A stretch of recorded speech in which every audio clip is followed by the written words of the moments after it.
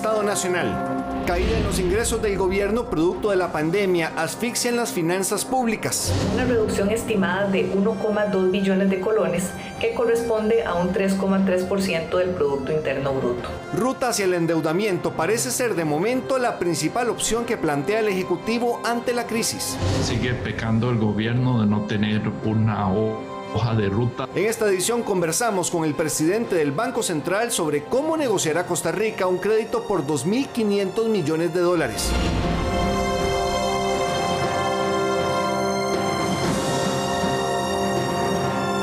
Muy buenos días y bienvenidos a esta edición de Estado Nacional de hoy, domingo 12 de julio. Les saluda Luis Ortiz en lugar de la compañera Liliana Carranza. Al igual que muchas familias que actualmente intentan sobrevivir con una economía sumamente golpeada por la pandemia y que además muchas de ellas, cientos de familias costarricenses, también viven endeudadas, el gobierno vive una situación similar, prácticamente el mismo dilema, y es cómo mantener las finanzas a flote después de años de gastar mucho más de lo que está generando. Ahora, además, no solo hay que cubrir los gastos corrientes y además pagar todas las deudas que tiene atrasadas el gobierno, sino que además los ingresos se han reducido y por encima de todo eso hay que cubrir los costos sociales, sanitarios y económicos de una pandemia que está golpeando duramente a nuestro país en este momento. Por eso, la pregunta ¿es el endeudamiento a largo plazo la solución? ¿Cuál es el costo, además, de este endeudamiento? Hoy en Estado Nacional hemos invitado a don Rodrigo Cubero, presidente del Banco Central de Costa Rica, quien además forma parte de las negociaciones con el Fondo Monetario Internacional para algunos de estos préstamos. Además, don Rodrigo trabajó con el FMI por 10 años. 12 años y medio. 12 años y medio, sí. Bueno, un poquito más. Sí. Buenos días, muchísimas gracias. Muy buenos días, Luis, y muchísimas gracias por la oportunidad. Además nos acompaña también la economista Silvia Hernández, ella es diputada del Partido Liberación Nacional y además es la presidenta de la Comisión de Asuntos Hacendarios de la Asamblea Legislativa. Muy buenos días, Luis, y muchas gracias a Liliana y a usted por la invitación y a don Rodrigo y don Fernando que nos acompañan hoy. Muchísimas gracias a usted y también le damos la bienvenida al economista Fernando Naranjo, quien entre sus múltiples puestos durante su carrera ha sido ministro de Hacienda, fue vicepresidente del Banco Central y también ministro de Relaciones Exteriores. Muy buenos días. Encantado, Luis. Sí, justamente para comenzar, muchísimas gracias a los tres. Para comenzar, queremos presentarles una nota que engloba la temática que trataremos hoy en Estado Nacional, y es que el gobierno ha planteado el endeudamiento externo como el salvavidas inmediato para mantener a flote las finanzas estatales en medio de la pandemia. Esta semana, el Poder Ejecutivo urgió a la Asamblea Legislativa, que estaba de vacaciones, que se apruebe lo antes posible un préstamo con el Fondo Monetario Internacional por poco más de 500 millones de dólares. Esto permitiría abrir paso a una negociación de un acuerdo más amplio para sanear las finanzas públicas, que implicaría, por supuesto, importantes compromisos para nuestro país. Veamos. Si ya de por sí la pandemia tomó a las finanzas públicas en muy mal momento, el impacto de la crisis sanitaria ha sido frontal. La contracción de la economía y el aumento en el desempleo disminuyeron los ingresos que el Estado recibe por impuestos. La Contraloría General de la República recibió del Ministerio de Hacienda la reestimación de los ingresos del Gobierno Central para el año 2020 con una reducción estimada de 1,2 billones de colones, que corresponde a un 3,3% del Producto Interno Bruto. Esa baja se da justo cuando más se necesitan los recursos para atender la emergencia en salud y mitigar el impacto social de quienes se quedaron sin trabajo. Una paradoja muy difícil de resolver si tomamos en cuenta que, desde antes de esta crisis, el presupuesto se basaba casi en un 50% en endeudamiento. Es decir, que si fuéramos una familia, estábamos pensando gastar casi el doble de los ingresos esperados. Tras la pandemia, se proyecta que ese porcentaje supere el 60%. El Consejo Económico del Gobierno envió una carta a los diputados esta semana, urgiendo la aprobación del préstamo que otorgó el Fondo Monetario Internacional por 508 millones de dólares para la atención de la emergencia COVID-19 a través del llamado Instrumento de Financiamiento Rápido. Aseguran que ese crédito es la llave para seguir con la negociación del acuerdo stand-by con el FMI, que permitiría el acceso a un crédito de 2.500 millones de dólares en 3 años. Pero, ¿a qué se comprometería Costa Rica con este préstamo con el FMI? Se habla de metas muy fuertes. Una es llegar a tener un superávit primario de 2% para el 2024 y reducir el endeudamiento del gobierno central como porcentaje del PIB a 50% en el 2034. La combinación particular de elementos a incluir en esa discusión, que desde luego la propuesta la tiene que hacer el gobierno de Costa Rica. El fondo va a revisar si efectivamente hay consistencia en las medidas propuestas y si se logra la meta indicada. Para cumplir con metas como la de reducir la deuda pública a un 50% del PIB, el país tendrá que tomar decisiones claves en cuanto a aumentar los ingresos, que podría implicar más impuestos, recortar el gasto público o vender activos. El déficit fiscal para este año, es decir, la diferencia entre lo que ingresa al Estado y lo que piensa gastar, llegará a un 8.6% del Producto Interno Bruto. Para poder cubrir ese faltante, más los vencimientos de deuda pendientes, el país tendrá que conseguir recursos equivalentes al 12.5% del PIB. ¿De dónde sacará el gobierno esa plata?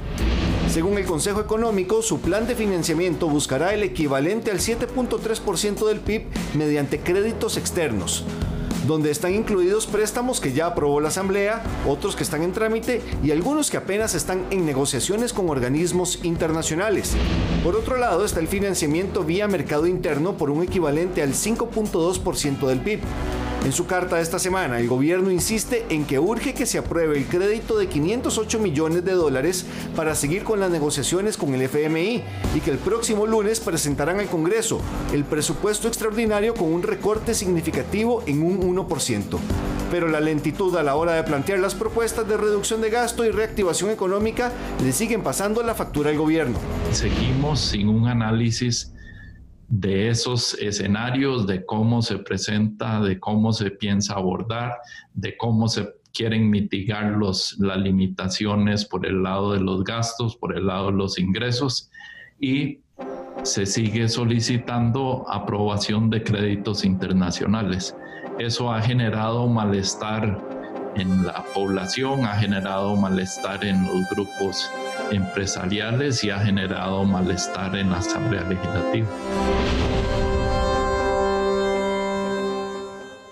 Justamente este es el panorama que hay en este momento y quisiera comenzar con don Rodrigo.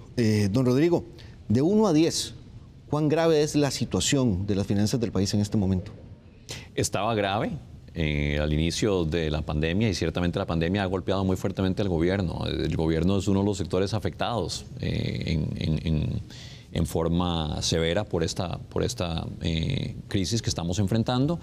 Como decía bien la nota introductoria, tanto por el impacto que ha tenido sobre los ingresos, sobre todo por ese impacto que ha tenido sobre la recaudación tributaria, como porque ha habido un componente del gasto que ha debido aumentarse, particularmente las transferencias sociales, para poder mitigar el impacto que esta crisis está teniendo sobre los hogares más necesitados. Entonces, para asegurar el pan sobre la mesa de muchos hogares, ha habido que poner en funcionamiento este bono proteger, que también ha implicado un aumento en el gasto del gobierno. Con lo cual, las finanzas públicas que venían por una trayectoria de consolidación, pero lenta, y que estaban todavía endebles, sufren un golpe muy fuerte. Y si lo dejan al gobierno en una situación muy delicada. El número es complicado porque no de 1 a 10 en realidad es difícil ver exactamente dónde estamos ahora en relación con dónde estábamos, pero ciertamente la situación es delicada. Y lo otro que también es cierto es que está lejos de mejorar.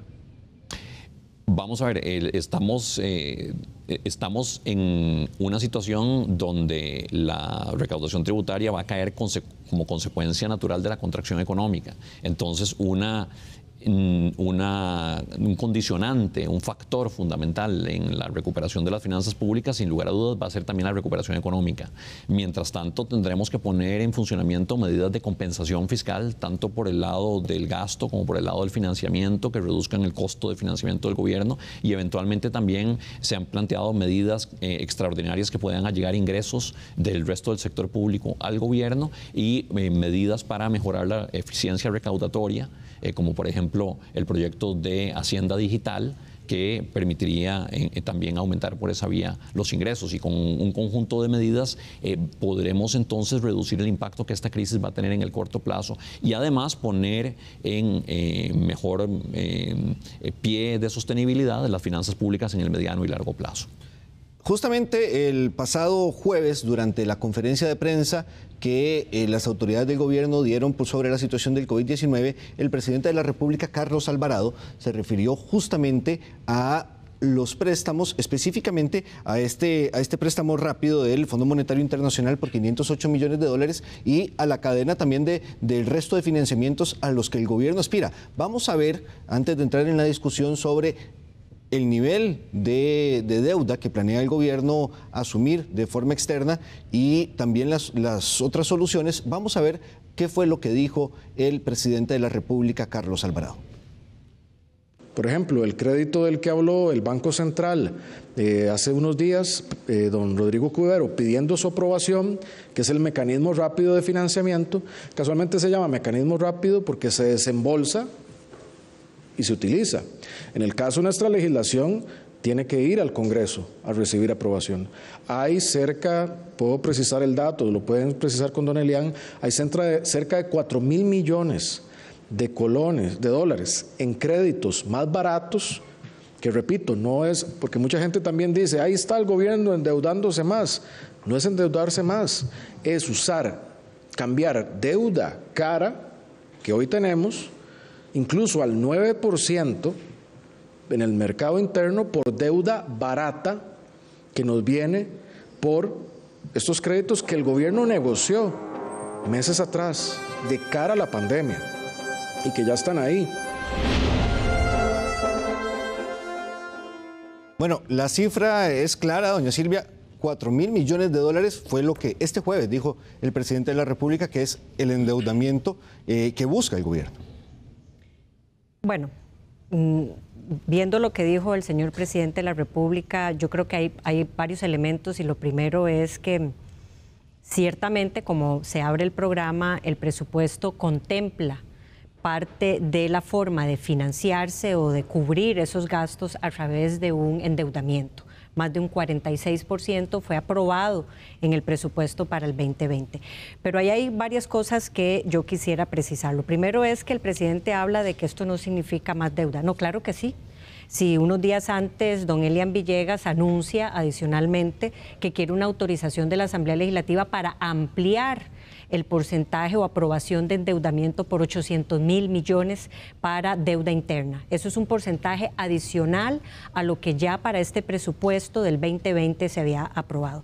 Y lo segundo es que yo encuentro en el gobierno de la República reiteradamente, tanto el presidente como don Elian Villegas, mensajes que son muy confusos. Hay una gran equivocación entre hablar de presupuesto y estimaciones del gasto ejecutado. En otras palabras, una cosa es lo que yo presupueste y otra es lo que realmente yo termino ejecutando o gastando. Y ahí esas cosas se mezclan y son muy distintas. En otras palabras, primero tenemos que saber, a esta altura del partido, 6 meses de estar ya el presupuesto 2020 funcionando, ¿cuál es la estimación, primero en la caída de los ingresos de Hacienda para el fin de año?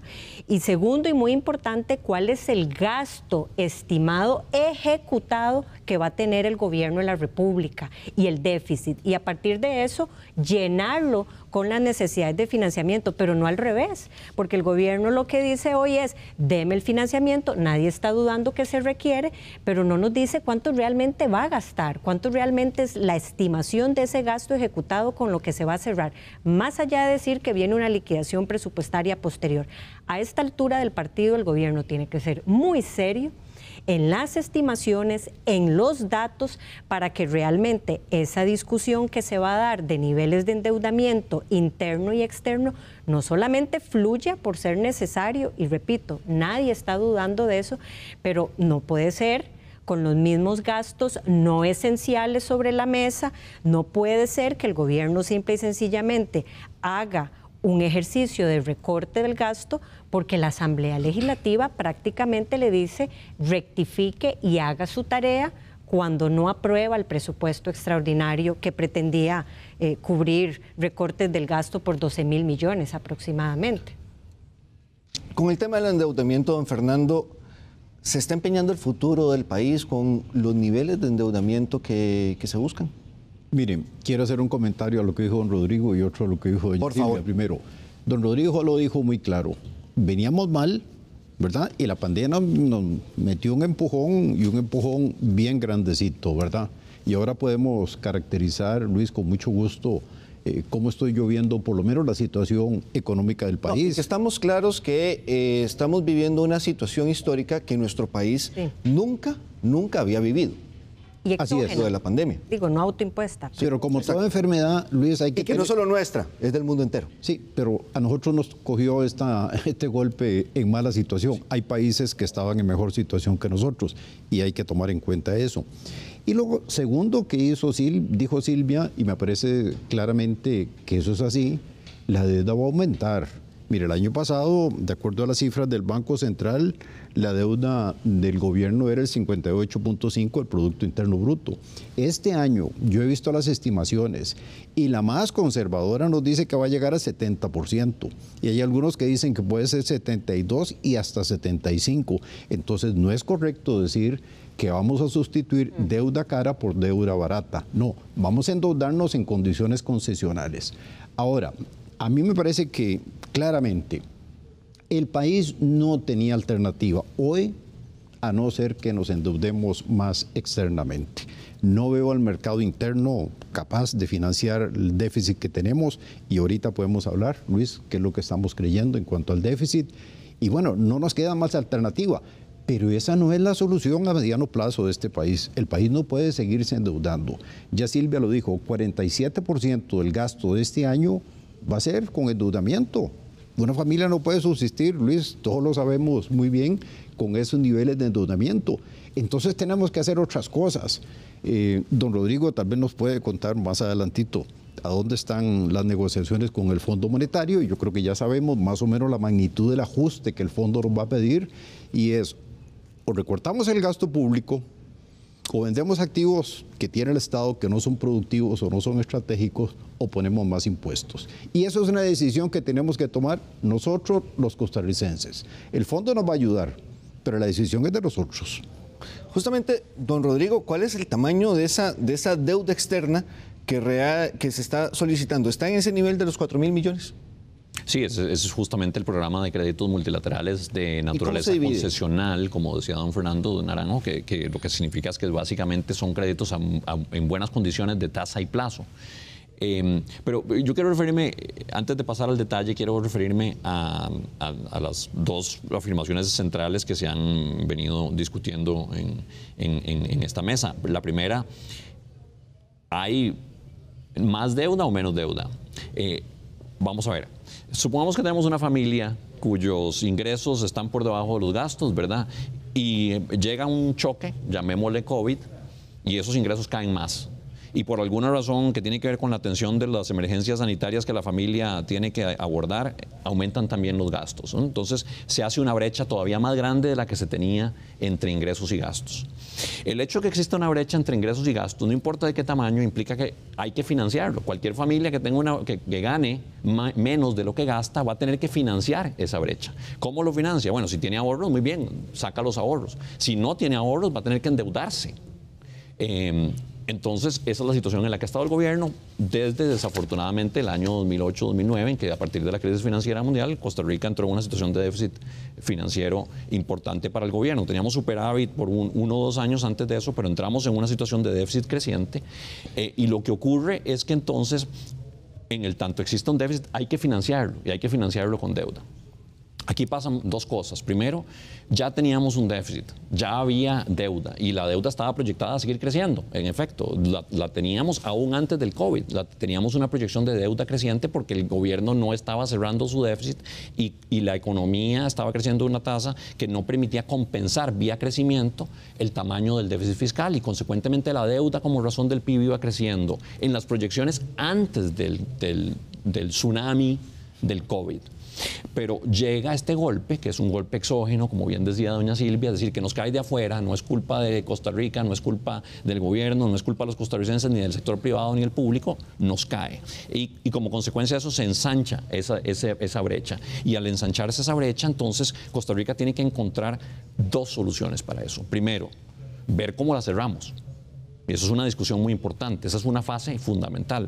La otra, dada el tamaño de la brecha con que nos quedemos, va a haber que ver cómo financiarla. Ahí hay también una discusión fundamental, porque esa brecha se puede financiar con deuda cara o con deuda barata. Y las deudas multilaterales, me refiero a los préstamos del Fondo Monetario Internacional, del Banco Interamericano de Desarrollo, del Banco Mundial, del Banco Centroamericano de Integración Económica, de la Corporación Andina de Fomento, vienen en condiciones mejores de tasa y plazo. Esto es, son condiciones más favorables para el país. Entonces, la estrategia es y debe ser maximizar el monto de deuda que se financia con esos créditos concesionales en condiciones favorables para que solo el residuo se financie en el mercado doméstico, que implica dos cosas negativas. Primero, que es más caro el mercado doméstico. Segundo, que cuanto más me financie en el mercado doméstico, más empujo la tasa de interés doméstica para arriba, con lo cual no solo se perjudica al gobierno, sino que se perjudican todos los costarricenses. Okay, entonces, entendido eso, tenemos que entender que la estrategia del gobierno de tratar de maximizar el crédito multilateral, el componente de créditos multilaterales en mejores condiciones, es cambiar deuda cara, que sería financiarnos en el mercado doméstico, que sería la fuente residual de financiamiento si no acudimos a estos créditos multilaterales, es cambiar deuda cara doméstica por deuda barata internacional. Eso es correcto, es así como lo dijo exactamente el señor presidente, es cambiar deuda cara por deuda barata. Nos estamos endeudando Pero más. No es cambiar toda la deuda. No, va a seguir habiendo deuda cara. Siempre va a haber deuda cara. Es reducir lo más posible la deuda cara.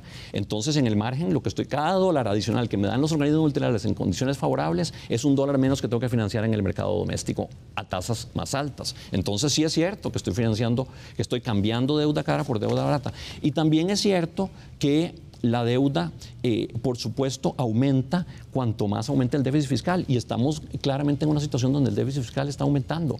Por lo que dijimos, caen los recursos, caen los ingresos del gobierno por la contracción económica y aumentan los gastos. Entonces sí, vamos a tener que acomodar más deuda. Por mucho que tratemos de financiar, de reducir en esa primera fase que decía, esa brecha, siempre se nos va a abrir una brecha que vamos a tener que financiar. Por eso las dos patas de esa mesa son fundamentales. Busquemos cómo reducir la brecha ahora y en el mediano plazo, por una combinación de herramientas, como decía don Fernando, y también busquemos cómo, dada esa brecha, la financiamos de la mejor forma, la más barata posible. Ahora, bien lo decía también el presidente, para aprobar ese endeudamiento hay que pasar por la Asamblea Legislativa y ustedes le están poniendo condiciones al gobierno para que se apruebe ese endeudamiento. ¿Ha cumplido el gobierno con ello? Vamos a ver, yo creo que aquí pasan una serie de elementos. Don Rodrigo hace una aclaración muy importante que el presidente dice que sí, que es hacerle una mejor gestión a la deuda, pero también dijo que no significa más deuda. Esa es la parte que es incorrecta. Por supuesto que estamos en una situación. Con el tema de los multilaterales y acceder a financiamiento externo vía organismos multilaterales, la Asamblea Legislativa y por lo menos la fracción del Partido de Liberación Nacional siempre ha mandado un mensaje muy claro, no ahora, desde el inicio, inclusive previo a la negociación y aprobación de los eurobonos, siempre dijimos sí a los multilaterales. Es más, primero los multilaterales. ¿Por qué? Porque detrás de esto, algunos incluyen algunas, llamémosle, condiciones moderadas, que aunque son moderadas, son algunas condiciones, ¿verdad? Que tener un consejo fiscal, quería el BID, mejorar algunos elementos de supervisión, y eso ayuda no solamente en la gestión de la deuda, pero además de los compromisos que adquiere el país. Entonces, dicho eso, La Asamblea tiene muy claro, y Liberación Nacional tiene muy claro, y me siento en propiedad de hablar por mis compañeros porque así lo hemos hecho en las diferentes votaciones, que creemos que los multilaterales manejan condiciones mucho más favorables. Desde luego que sí. Lo que aquí estamos hablando, y usando la analogía o el ejemplo, digamos, del ingreso familiar y de la realidad familiar que hace don Rodrigo, es que aún en un escenario optimista, en esta situación con la pandemia, y aún entendiendo que la deuda traía un sendero explosivo previo a la pandemia, lo cierto del caso es que hoy nos encuentra en una realidad en donde hay que priorizar, porque no sabemos cuánto va a ser el nivel o las tasas de no crecimiento, cuánto se va a contraer la economía. El Banco Central, Hacienda estiman 3.6, ya hay estimaciones de por encima del 4%, la región se habla de un 8%, en fin. Eso va a influir muchísimo en la recuperación que tengamos a futuro. En otras palabras, ese ingreso familiar, esa mecánica en un escenario optimista, como está sucediendo hoy con muchas familias usando el escenario optimista, las familias están priorizando su gasto. Aquellas familias que tuvieron la bendición y la oportunidad de tener los chicos en colegios o escuelas privadas, hoy muchas los están sacando porque la realidad no permite mantener el mismo nivel de gasto. ¿Que hay que endeudarse? Claro que sí. La directora gerente del Fondo Monetario Internacional decía en días pasados, gastar, gastar, gastar, cuando se trata del tema de la gestión de la pandemia. Claro que sí, para atender las necesidades de salud y las necesidades básicas alimentarias que van a tener los diferentes países, que van a tener las y los costarricenses. Pero eso no es gastar lo que sea, es un gasto eficiente en necesidades esenciales hoy, el día de hoy, que la gente pueda cubrir sistemas de salud, que las pymes puedan funcionar aunque sea a media máquina o parcialmente, para ayudar realmente a que esa situación se dé y los gastos no necesarios, al día de hoy no esenciales, se supervisen. Por eso, no solamente es hablar de cuánto se va a recortar el gasto, de ese anuncio que hace el gobierno de por encima de 350 mil millones de colones, sino dónde se va a cortar ese gasto, ¿verdad? ¿Cómo el gobierno va a combatir esos gastos esenciales para no endurecer la pobreza de los costarricenses, para no generar mayor desigualdad social y para no castigar en lo posible las inversiones de capital? Eso no es una tarea fácil, pero eso es lo que pide la Asamblea Legislativa. Los naipes claros sobre la mesa,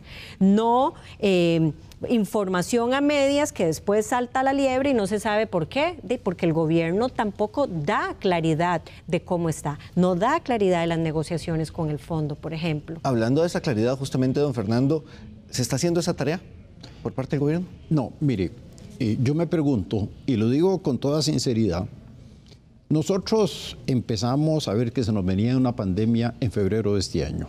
Y me pregunto, ¿qué ha hecho el gobierno en materia de recorte de gasto de febrero a julio? Prácticamente cero, Luis. Mire, ahora con muchísimo gusto. El presidente el jueves mencionó el recorte de su salario, por ejemplo. Bueno, vea, ya que dicha que usted menciona, vea lo que hizo el gobierno de Panamá. Le recortó al presidente y a todos los empleados públicos, ¿verdad? Y a los directores de instituciones autónomas. Tomó una decisión fuerte. Ahora podemos hablar de medidas que se pueden tomar. Vean, y aquí está doña Silvia. Hay una serie de medidas, un conjunto de medidas que se pueden ejecutar de recorte del gasto y no requieren aprobación legislativa. Le doy unas cifras, vean.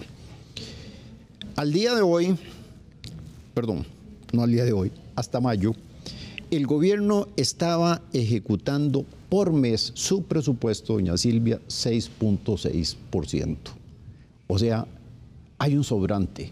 Si el gobierno siguiera gastando al mismo ritmo que ha gastado los primeros 5 meses del año, máximo el gobierno estaría gastando el 80% de lo que está presupuestado. Yo me pregunto, doña Silvia, ¿por qué si históricamente durante 10 años el gobierno ha subejecutado el 12.4% de lo que está presupuestado, por qué este año no se puede subejecutar el 10%? Y no quiero que me digan que es el tema de la pandemia, porque ahora les podemos hablar de eso. Entonces yo creo que fácilmente, doña Silvia, el gobierno debería subejecutar un 10%, un 12%, esos son 8.4 billones de colones, ¿verdad? No hay ningún sacrificio, yo no estoy pidiendo que despidan a nadie. Es recorte de gastos que no son indispensables.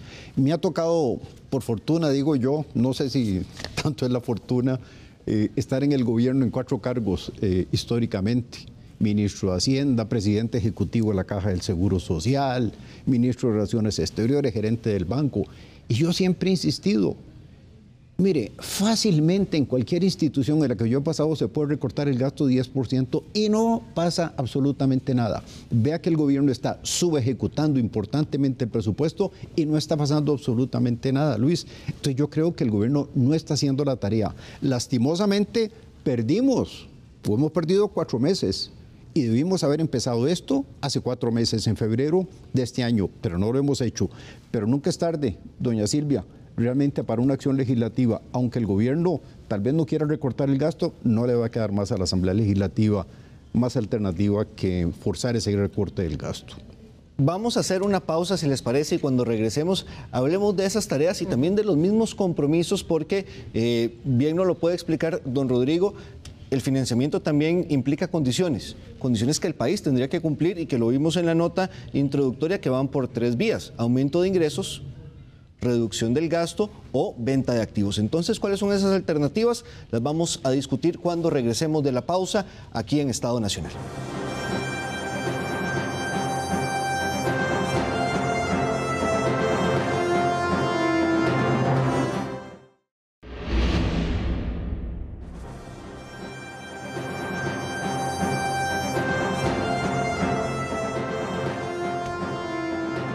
Así como veía hace algunos segundos en pantalla, le recordamos que usted nos puede escribir al correo electrónico l.carranza@teletica.com para que podamos recibir sus sugerencias, propuestas de temas, críticas, comentarios, lo que usted desee compartir con nosotros. Nos interesa muchísimo su opinión.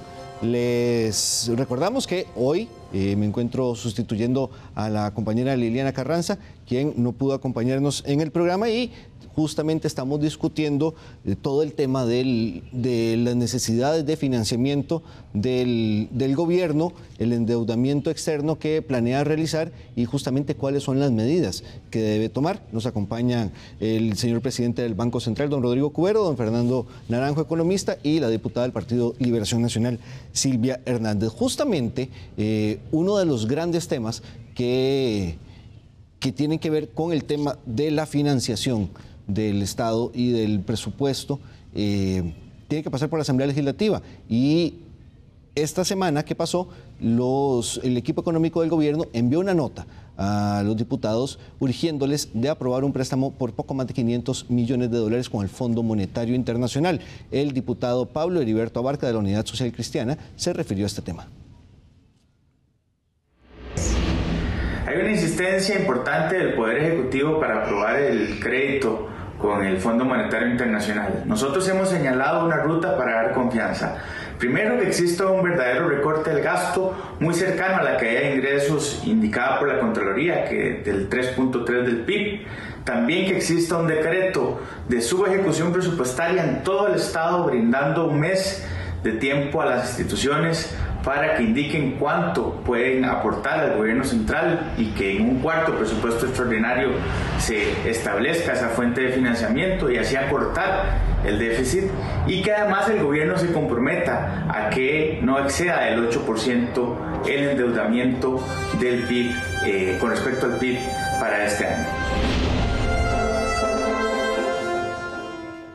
Bueno, justamente hace poco más de un mes, el 9 de junio, los diputados rechazaron el presupuesto extraordinario, en parte argumentando que no incluía el nivel de recorte del gasto que exigían. Eran cerca de 12.000 millones de colones. El gobierno se comprometió a enviar otro presupuesto, lo iba a hacer la semana anterior, no lo hizo, no lo ha hecho esta semana, y aseguran que lo van a enviar la próxima semana. ¿Cuál es el nivel de recorte al gasto que debería incluir esto para que también fluya todo este plan de endeudamiento que, como bien decía usted, doña Silvia, es la forma más sana de hacerlo, ¿no? Bueno, aquí pasan varios elementos. El gobierno, desde que se dio la negociación, la discusión y aprobación de la reforma fiscal, se comprometió, estamos hablando ya 2 años atrás, en hacer una racionalización del gasto público y atacar el tema de la evasión fiscal. Esos son compromisos no adquiridos en el marco de la pandemia que se hacen aún mucho más apremiantes y necesarios. Esos son retóricas al día de hoy que el gobierno no ha cumplido.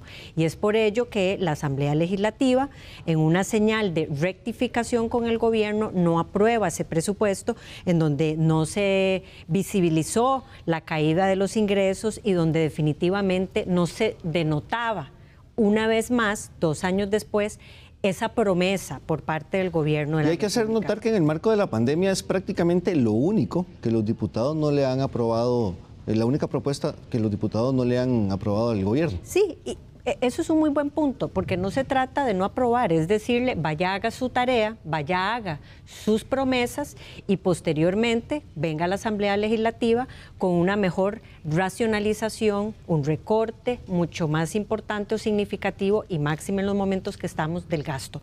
Ciertamente esa es una tarea que el gobierno asume, diría yo, ahora forzado, y usted tiene toda la razón. La Asamblea Legislativa no solamente aprobó la reforma fiscal, aprobó el empréstito con la Cooperación Andina de Fomento, CAF, aprobó el del BID, ha aprobado todos los proyectos que envía el gobierno de contingencia o de alivio.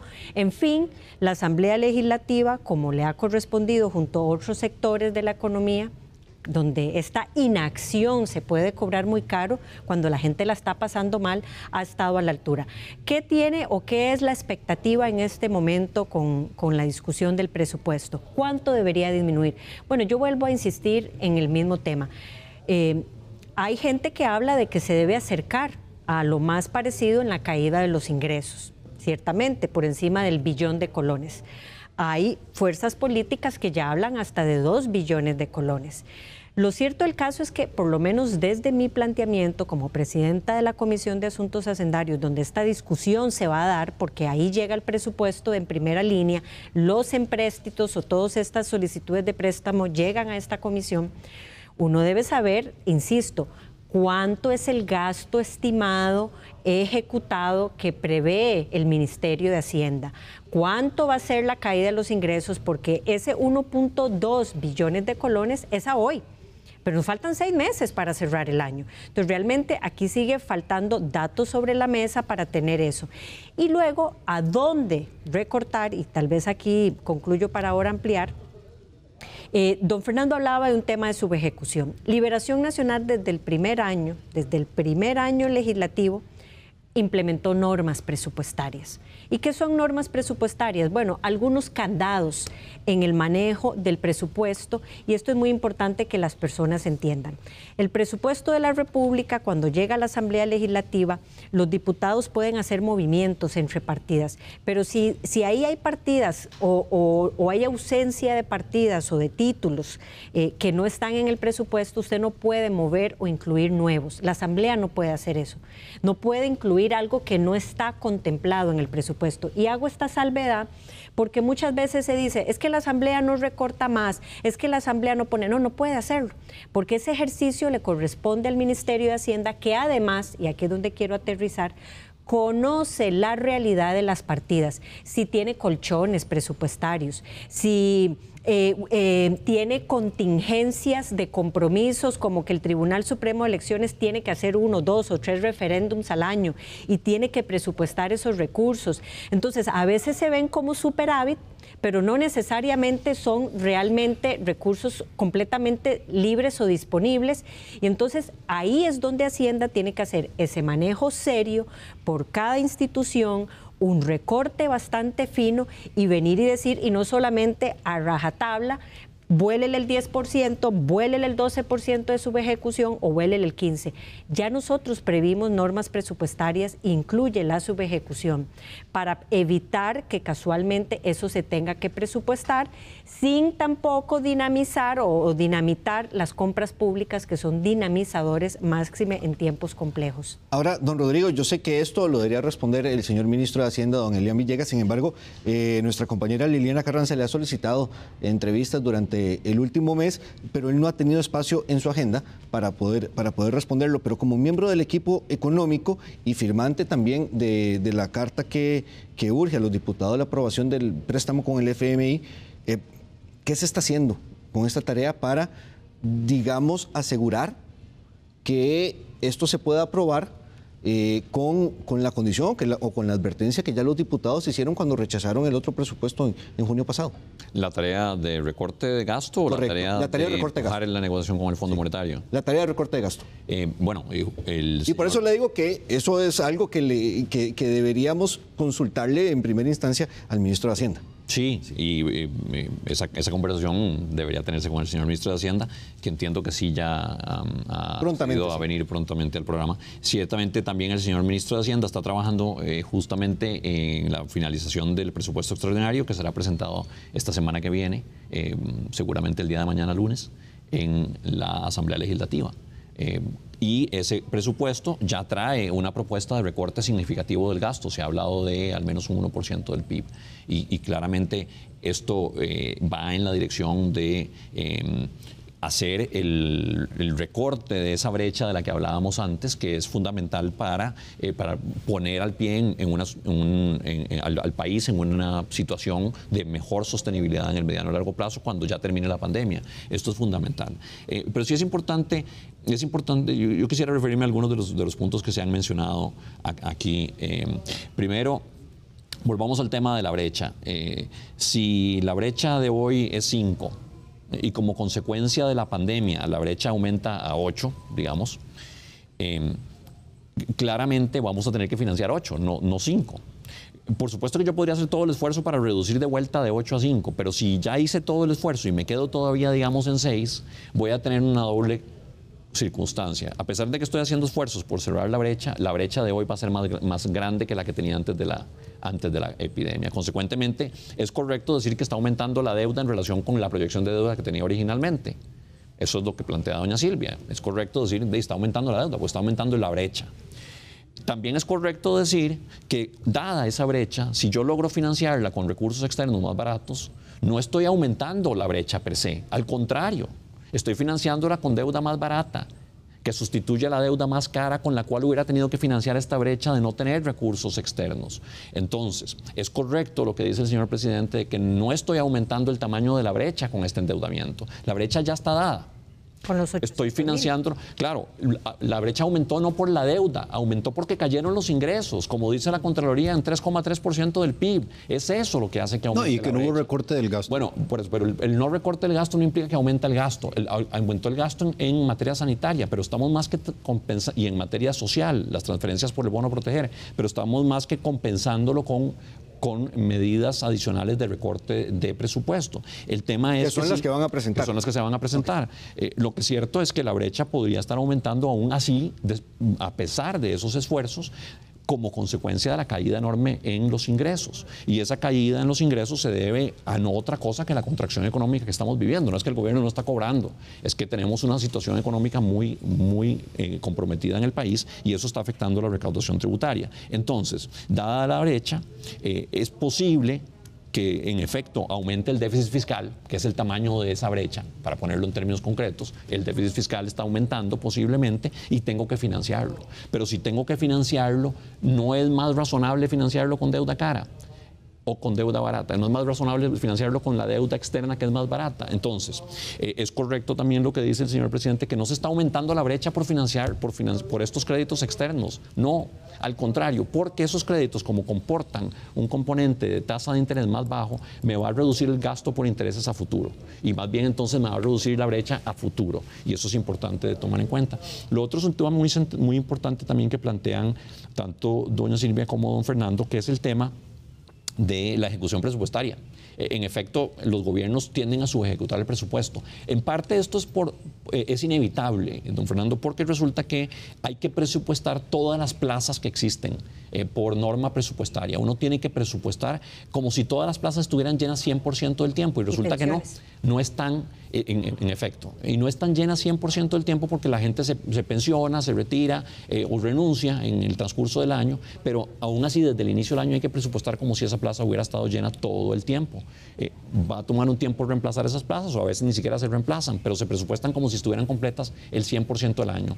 Y eso implica que ya por esa sola vía, que es, digamos, el descalce normal entre lo presupuestado y lo que realmente se paga por salarios, existe como una subejecución de alrededor del 10%, porque sabemos que salarios además es uno de los componentes fundamentales del gasto. Pero por eso, como dice doña Silvia, yo tengo que asegurarme que el esfuerzo de contención del gasto sea no tanto en lo que se presupuesta como en lo que se ejecuta. O sea, yo tengo que asegurarme que el gasto ejecutado del 2020 sea más bajo que el gasto ejecutado del 2019, excluyendo intereses. Eso sí, porque los gastos por intereses son inevitables. El gobierno asume un compromiso contractual y eso no los puede cortar. No queremos que el gobierno impague sus deudas o los intereses que comportan esas deudas. Pero sí es importante que los gastos, excluyendo intereses, se reduzcan los gastos ejecutados entre el 2020 y el 2019. Y también esperemos que ese esfuerzo se mantenga hacia futuro. Eso va a ser fundamental. Los gastos excluyendo intereses deberíamos tratar de recortar lo más posible. Don Fernando, sé que se va a referir a eso, pero además... y no sabemos, el tema, yo sé que usted me levantó la mano. Entonces, además de eso, el tema de la negociación de la línea de crédito con el Fondo Monetario Internacional va a implicar, como lo decíamos antes de la pausa, obligaciones al país, va a implicar compromisos al país y en parte de ellos va por la misma reducción de gasto, por aumento de ingresos, que regularmente sería vía impuestos, o bien por la venta de activos. ¿Son viables esas alternativas también? Antes déjeme ver, que no era exactamente lo que... Vea, ya yo lo dije al principio, don Rodrigo, yo no veo alternativa este año 20 que no sea el endeudamiento externo con las IFIs, con las multilaterales. Pero la gran pregunta, y yo quisiera una respuesta del gobierno, ¿qué va a pasar en el 21? Cuando no vamos a tener las facilidades que tenemos de los organismos internacionales que hemos tenido este año. Rodrigo, por eso yo pienso que el gasto tenía que haberse empezar a subejecutar y a recortar desde febrero, cuando sabíamos que la situación se nos iba a complicar. Hoy, mucho más complicada que en febrero y posiblemente en 2 meses más complicada que hoy. Pero yo no veo ningún esfuerzo. Usted mencionó ahora, mire, yo tengo 2 años por lo menos de estar insistiendo, ¿por qué no congelan las plazas vacantes? No estoy pidiendo que despidan a nadie, simplemente los que se pensionan, los que fallecen, los que se van a trabajar a la empresa privada, no sustituyan esas plazas. Bueno, usted habló de un 10%, mi cálculo era bastante más modesto, 4 o 5%. En 2 años ya hubiéramos economizado ahí el 8-10% de la planilla. Pero entonces pienso, Luis, la alternativa, no había la menor duda que era este año financiamiento externo, pero eso no lo podemos seguir haciendo indefinidamente. El país necesita hacer varias cosas. No, porque además probablemente no nos quieran prestar plata, como puede ser en este año. No, vea, Luis, bueno, aquí el experto es don Rodrigo, no soy yo, del Fondo Monetario. Con el stand-by que ustedes están negociando, ya llegamos al tope para los próximos 3 años de financiamiento con el Fondo Monetario Internacional. Con el BID ya andaremos cercanos. Con el Banco Mundial posiblemente hay más posibilidades, no sé la CAF, pero entonces, si no recortamos el gasto dramáticamente, es que tenemos que estar conscientes, Luis, que la situación económica de este país es la más grave en 40 años. Yo sé que el Banco Central estimó una recesión de 3.6% para este año, pero mira, la OECD, organismo al cual acabamos de incorporarnos como miembros, ya está estimando que va a ser un 5%. El cálculo que yo tengo es que va a ser más que eso. Va a ser entre 5 y 6% posiblemente la recesión de este año. Y el año entrante no vamos a tener una recuperación como algunas otras personas dicen. Y no la vamos a tener, Luis, porque el déficit del gobierno este año fácilmente va a llegar al 10%. Me tocó ir al exministro de Hacienda en un programa recientemente, él hablaba del 11% de déficit en relación al PIB. Entonces, vea, no nos estamos preparando realmente, pienso yo, para una situación más complicada que vamos a vivir este segundo semestre y especialmente el año entrante. Sí.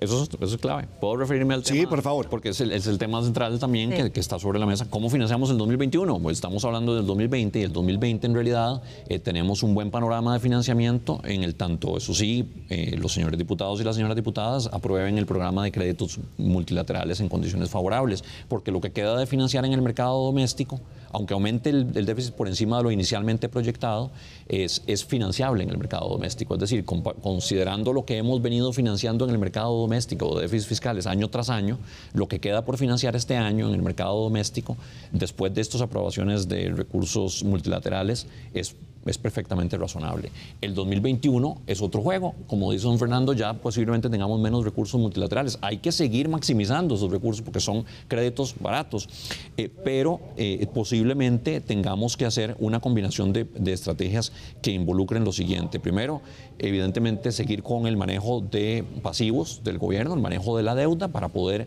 hacer canjes que nos permitan reducir los vencimientos que están en el 2021 y con eso reducir las necesidades brutas de financiamiento del gobierno. Todo lo que el gobierno tiene que salir a financiar.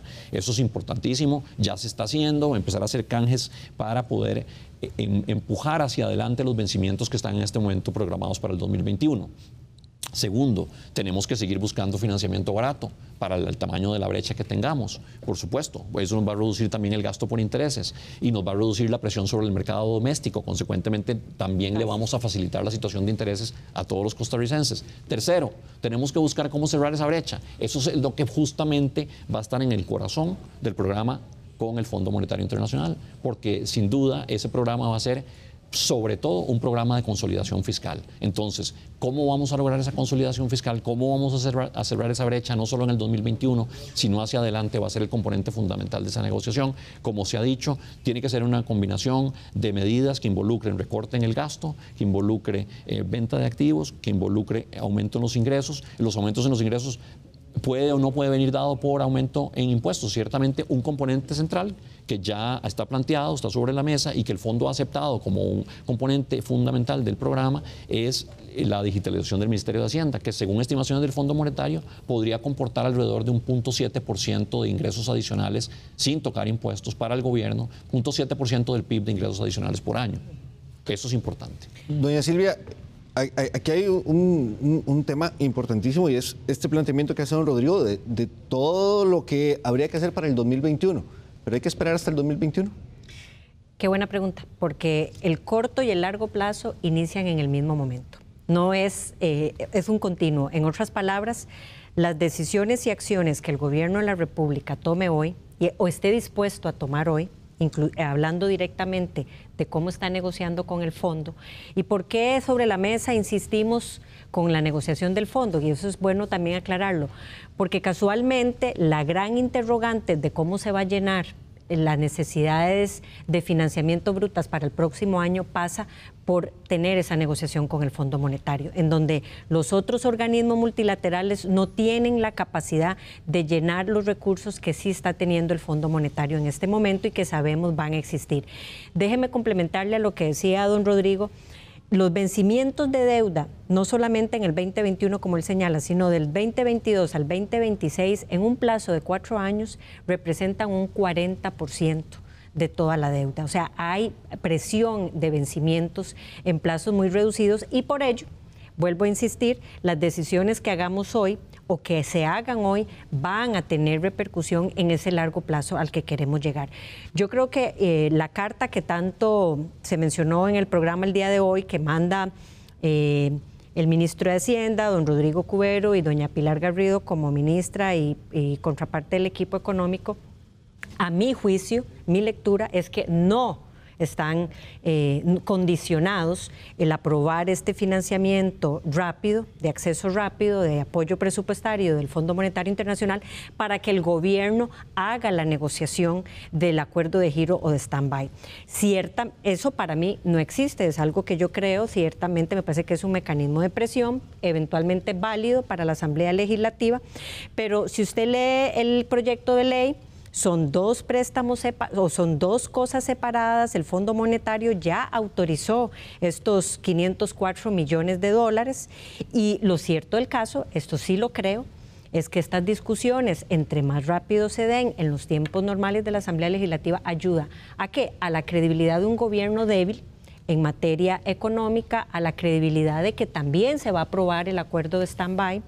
Pero lo cierto del caso es que la Asamblea Legislativa ha dicho una y otra vez que los apoyos presupuestarios con las multilaterales son necesarios. El tema es, de nuevo sobre la mesa, qué va a hacer el gobierno para que este corto plazo no repercuta en el largo plazo con todos los problemas que vamos a tener, incluyendo una realidad que aquí no se ha discutido hoy, que es espacio de otro momento, de cómo no se da una pérdida del tejido social de nuestra población, fundamentalmente de las niñas y de los niños que no están teniendo acceso a Internet en estos momentos, por ejemplo, cómo se dan esos canales para que ese tejido social no nos cobre una factura aún mayor a la que ya, y obviamente en temas de empresas. Que con la pandemia va a ser mucho peor. Nos quedan 3 minutos, les voy a agradecer un cierre a cada uno de 1 minuto, comienzo con don Fernando, por favor. Primero, mire, Luis, esto es responsabilidad de nosotros los ticos. Los costarricenses tenemos que resolver este problema fiscal. El Fondo Monetario nos viene a ayudar con su expertise, su experiencia, su conocimiento, pero la responsabilidad de nosotros y el liderazgo tiene que darlo el gobierno. Y doña Silvia tocó un tema muy importante. A mí me parece, doña Silvia, que el tema del financiamiento básico de alimentar a este pueblo para que nadie padezca una emergencia y vaya a haber fallecimientos por hambre en Costa Rica, eso hay que sacarlo de la discusión del resto de los presupuestos y de los financiamientos externos. Prioridad 1 tiene que ser eso porque esa es la supervivencia de la democracia y el sistema que nosotros tenemos. Hay que sacarlo de ahí y después la discusión de todo lo demás, subejecución de presupuesto, aprobación de los préstamos externos, etcétera. Pero prioridad 1 tiene que ser eso. Nadie puede morirse de hambre en Costa Rica. Doña Silvia. Coincido plenamente, el presupuesto y este recorte que va a enviar el gobierno de la República, el énfasis debe ser qué viene ahí, dónde tocó el gasto. Y debería de ser muy interesante que pueda mostrarle a las y los costarricenses, a la Asamblea Legislativa, separándolo de la pandemia, gestión sanitaria, proveer alimento básico, qué queda en ese gasto para el 2020 que sea esencial y cómo separó lo no esencial. A mí me parece que la inacción, así como arranqué, de todos los actores, incluyendo quienes hoy tienen la potestad de toma de decisión, se va a cobrar muy caro si eso no se hace correctamente. Pero eso incluye el liderazgo para que se tomen las decisiones, aun cuando sean complejas, por parte del más alto nivel, entiéndase, el presidente de la República, en estas negociaciones que se están llevando a cabo con el Fondo Monetario Internacional. Muchas gracias, don Rodrigo. Sí, muchas gracias. En primer lugar, hay una hoja de ruta. Sí se ha tenido una hoja de ruta desde el inicio de la administración. Muy claramente, lo primero era sacar el tema del déficit fiscal con la reforma fiscal. Lo segundo era, una vez que tuviéramos eso, lograr conseguir acceso a financiamiento más barato, que fue toda la agenda del año pasado, con eurobonos, con multilaterales. La estábamos empujando junto con la agenda de reactivación cuando nos golpea el tsunami. El tsunami nos exige hacer varias cosas. Primero, mitigar el impacto sobre los más afectados vía bono proteger para asegurar que tengan pan sobre su mesa y asegurar también el flujo de caja a las empresas y los hogares para que no se nos destruya el tejido empresarial. Esto es fundamental. También hay medidas para compensar fiscalmente responsable, hacer un ejercicio de respuesta a la ciudadanía fiscalmente responsable para que no aumente más allá de lo contenible y de lo financiable el déficit fiscal, y además seguir trabajando en la ruta de la consolidación fiscal de corto, mediano y largo plazo. En esto el acuerdo con el fondo es central, y el acuerdo con el fondo tiene que darse también en una negociación de los grandes sectores políticos, porque requiere muchas acciones legislativas. No es solo el gobierno, tiene que involucrar a la Asamblea Legislativa, y esto va a ser fundamental. Pero sí es fundamental también, para poder formalmente empezar esas negociaciones, que se apruebe el instrumento de financiamiento rápido, y de ahí la carta que mandamos nosotros a la Asamblea Legislativa, porque este instrumento se envió a la Asamblea Legislativa el 4 de junio y nosotros no podemos llegar a pedirle al Fondo Monetario más dinero. Nos van a decir, pero si les dimos un instrumento que nosotros aprobamos rápidamente para que ustedes lo puedan desembolsar y ni siquiera lo han aprobado en la Asamblea Legislativa, ¿cómo vienen a pedirnos más dinero? Entonces, claro que si no existe nada en la ley del Fondo Monetario que nos impida ir a pedir el otro recurso, existe algo en la cortesía y en las formas que nos impide hacerlo. ¿Cómo vamos a ir a pedirle al Fondo Monetario más plata si no hemos aprobado la que ya ellos nos autorizaron a desembolsar? Eso es todo. Muchas gracias. Don Rodrigo, muchísimas gracias. Don Fernando también y doña Silvia. Luis. Gracias por acompañarnos en este programa de Estado Nacional. Muchísimas gracias también a ustedes por su compañía. Les recordamos el correo electrónico l.carranza@teletica.com para que nos envíe sus comentarios, sugerencias y también criterios y críticas sobre el programa. Con esto nos despedimos. Muchísimas gracias. Feliz domingo.